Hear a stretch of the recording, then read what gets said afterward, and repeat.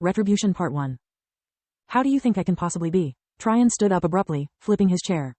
This isn't my house anymore. You got rid of my room as if it was trash, yet you kept Lith's intact. Everything here stinks of him. Your rings, your clothes, even him, he said while pointing at Aaron, making him cry. We didn't get rid of anything. Our room and Tista's are on the second floor, just like yours. What's wrong with this house? With your brother Aaron? This is a good place where we have a good life, Alina said, her heart hurt by Tryon's words. Of course the trash goes on the second floor, where it can't offend His Majesty's eyes. I'll tell you what's wrong. You cut me out of your lives to the point that I had to learn from a stranger that I had a brother. I never stopped writing to you, but my letters were always returned. According to the army, there was no Tryon nor Tryon Verhan. And there never will be, Tryon yelled, cutting Alina short. I'm Tryon Proudstar now. It's clear that as long as you have your precious Lith, you have no need for a failure of a son like me. I better be off before I waste more of your time. He walked towards the door, but Roz grabbed him by the shoulder. Son, what's this madness? Why do you always talk about Lith? What did he ever do to you? We don't love Rena any less just because she's not a mage. If you were trash, then what about her? What about us? Easy. You're worse than trash and I don't need you anymore. Don't bother teaching the runt my name. If I'm not a member of this family, I might as well be disowned too. Even better, I'll disown you, so at least I'll spare you the inconvenience to kick me out.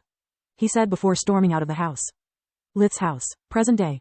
After Roz finished telling him the whole story, Lith took a deep breath before saying, I'm sorry it ended up that way. Yet he was sorry for his parents, not for Tryon. He had always considered his older brother a lost cause. Me too, dear, Alina sighed. Do you want me to go talk to him? Lith asked. No, it would only make things worse. Thanks, though, Roz said. I think it's partly our fault. After what happened with Orpal, we have been so overprotective towards Tista that we failed to notice the hole that losing his big brother opened in Tryon's heart. Maybe if instead of just trying to forget about our lost son we spent more time with him, trying to explain Tryon why Orpal had to go, things would have gone differently. No offense, Dad, but I call bullshit. After Orpal was disowned, you did the best you could and so did everyone else, even me. Lith said. Why do you say that, dear? You've always been a perfect brother, Alina said. No, I wasn't. I never liked my brothers and you know it. They couldn't miss how everyone in the family improved their looks after receiving my treatments and they knew I wouldn't do the same for them. By forcing you to keep such an open secret, I created a divide between you and them that further fueled their jealousy. Yet their actions are still inexcusable. Neither Orpal nor Tryon ever apologized. Tryon has been loved, well-fed, and dressed his whole life. I didn't love them, but you and Rena did. They had everything they needed yet it was never enough. I never bullied nor humiliated them by showing off my powers. I always minded my own business asking the same from them. Their problem has always been that their abilities didn't match their expectations. Even after all these years, the only person Tryon worries about is Tryon. He didn't ask about Rena or Tista, right? Both of his parents shook their heads. Always a self-centered apple, Lith corrected himself while looking at Aaron. Mom, Dad, you've been two wonderful parents and whoever says otherwise is a liar, stupid, or both. He stood up and hugged them both, hoping to better convey his feelings. Maybe you're right, son, but it's a parent's job to take care of their children, even when they are lost. Roz said. Lith went back to Solas's tower to use its empowering effects to learn more about the methods his most successful colleagues had used in the past. Creating the optic nerve from scratch was simple. Lith only had to use Camilla as a blueprint and Zinnia's flesh and blood as materials. Them being sisters made their physiology similar enough that what worked for Camilla was supposed to work for Zinnia too. The problem was that the new tissues and nerve endings would occupy an already taken place, so the problem was twofold. Connecting the optic nerve to both eyes and brain without harming either and make space for them without mutilating the patient. Lith tried different approaches, working on his holograms while keeping active both scanner and chisel for hours. His success rate improved dramatically with practice and observation, but in the end, they were just simulations. Lith had never manipulated life force to that extent. He kept revising all the material Kyla had sent to him and spent the rest of the time studying the life force of his own optic nerve. Damn it, even if I kidnap Falmug and experiment on him, it would be pointless. He's a healthy subject, whereas I'd need one with Zinnia's condition. He thought. We can only hope that Vaster has an ace in the hole. Otherwise it might be better to let him operate while we watch. Solas proposed. It's a good idea, but I'd feel more comfortable with him making space for the optic nerve and then connecting it to the rest, while I do everything else. Vaster is an outstanding mage, but a fake mage nonetheless. If something goes wrong, I can fix it faster and better than. Lith's thoughts were interrupted by his communication amulet. A single, long beep warned him that shit had just hit the fan. City of Xylita, a few minutes ago. Falmug Sarda was fuming with rage like he hadn't been in months. The day before he had noticed that something was wrong, but he had paid it no heed. His stupid servants were always jumpy around him for no reason and that stupid wench of Vilna was just an attention whore. Only after noticing that even his neighbors threw odd glances at him had Falmug decided it was time to get some answers. It didn't take him long to learn about Camilla's second visit. The house staff was much more terrified of losing their job than of a random mage.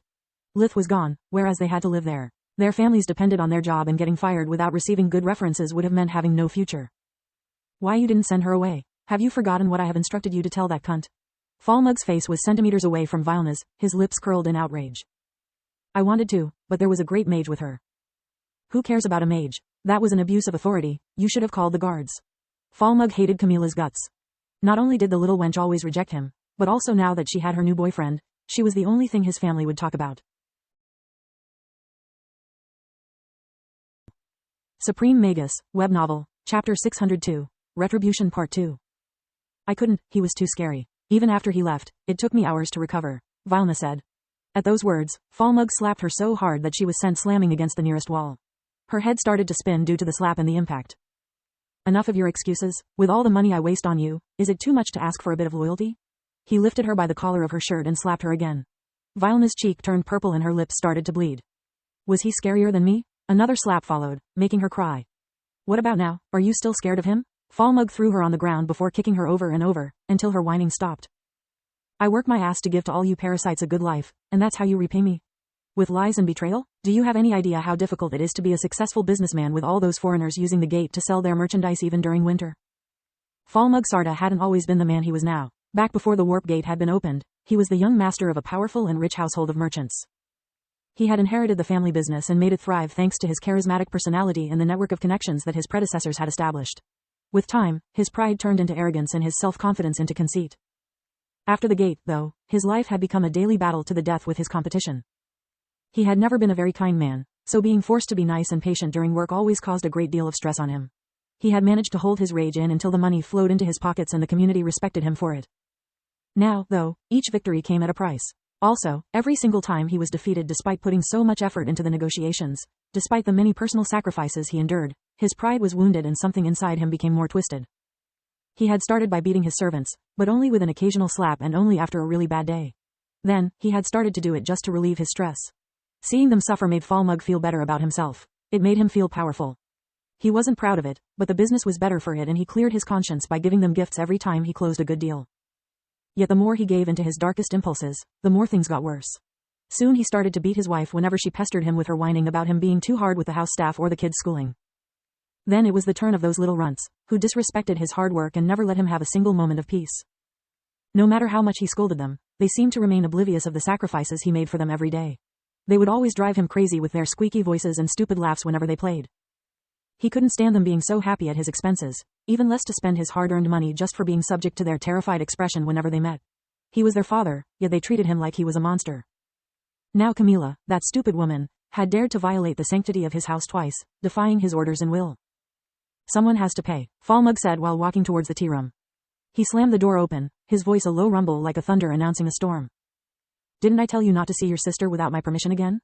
Have you gone deaf as well, or are you just too stupid to understand a simple order? Zinnia gulped in fear. She was waiting for Falmug to continue his ranting, but the prolonged silence meant his questions weren't rhetorical for once. I didn't invite Cammy. She came here on her own and Vilna let her in. She clenched a small, red stick in her hands, trying not to stutter. It would only make Falmug angrier. Did you tell her that whatever happens now it's on her? He asked. I did, but she stayed. Good, your sister should have followed your example. A married woman learns about obedience and discipline, whereas a spinster doesn't realize that each action has consequences. I'm sorry, dear, but you'll have to pay the price for your sister's defiance. Falmug took out the horsewhip from his jacket's pocket, making it snap against his palm. Please, don't. She did nothing wrong, she was just worried for me. Zinnia now clenched the stick with both hands. She had no reason to. Didn't I always take good care of you? He stepped forward as the whip cracked on his palm again. Stay away. There's a reason I never stepped out of this room. What might it be? His tone went from cold to angry. He hated it when people ordered him around. Zinnia broke the red stick, which was actually a red monocrystal. 6 more were hidden from sight under a couch and arranged to form a small array that became visible to the naked eye. He's coming, Lith promised me, Zinnia said. Really? Falmug laughed as he grabbed Zinnia by the collar of her dress, forcing her to stand up. Even if he lived in Xylita, it would take him minutes to get here and he doesn't. He lives in Distar. By the time he gets here, there will be nothing to find. A healer friend of mine will make sure of it. He may be a mage, but in this house I'm your god. Zinnia sobbed as 2 strong hands grabbed Falmug's arms with enough strength to shatter them, forcing him to let her go. Yet she heard nothing because of the hush zone enveloping her husband.